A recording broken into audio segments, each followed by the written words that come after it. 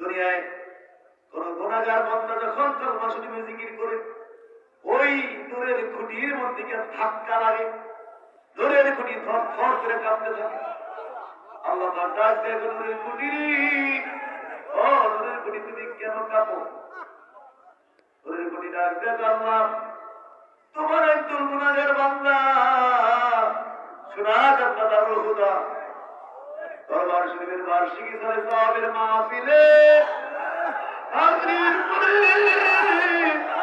তালিমের মধ্যে বয়ে বয়ে তোমার কলমা শরীফের জিকির করতেছে।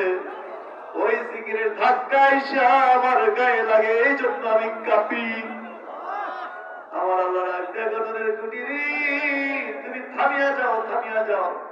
নূরের খুঁটি বলে, আল্লাহ যতক্ষণ পর্যন্ত না তুমি ওই সমস্ত কওমা পাঠকদের জীবনের গুনাহ মাফ না করবা, আমি নূরের খুঁটি থামবো না, থামবো না।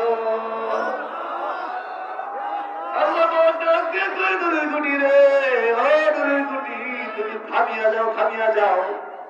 আর তুমি সাক্ষী থাকো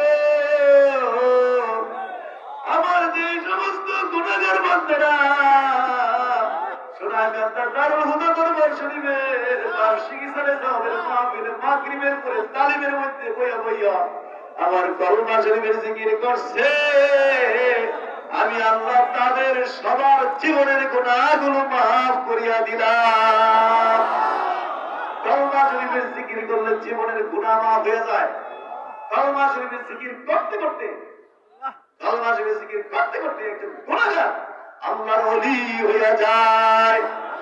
সেই নিয়তে আসেন আর কয়েকটা বার জবাব দেই, লা ইলাহা ইল্লাল্লাহ, লা ইলাহা ইল্লাল্লাহ, লা ইলাহা ইল্লাল্লাহ, লা ইলাহা ইল্লাল্লাহ, লা ইলাহা ইল্লাল্লাহ, লা ইলাহা ইল্লাল্লাহ, লা ইলাহা ইল্লাল্লাহ, লা ইলাহা ইল্লাল্লাহ, লা ইলাহা ইল্লাল্লাহ, লা ইলাহা ইল্লাল্লাহ, লা ইলাহা ইল্লাল্লাহ, লা ইলাহা ইল্লাল্লাহ, লা ইলাহা ইল্লাল্লাহ, লা